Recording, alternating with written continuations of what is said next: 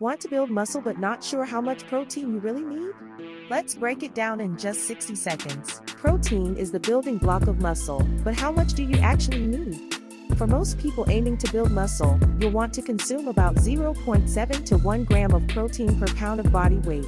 So, if you weigh 150 pounds, that's around 105 to 150 grams of protein daily. Why so much?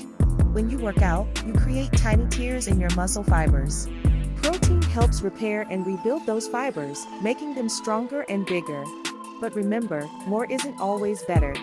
Your body can only use so much protein at a time, so spreading your intake throughout the day is key. As always, consult a healthcare professional or a registered dietitian to tailor your protein needs to your personal goals and body type. This video is for informational purposes only. Smash that like button if you found this of value, and don't forget to subscribe for more quick fitness tips.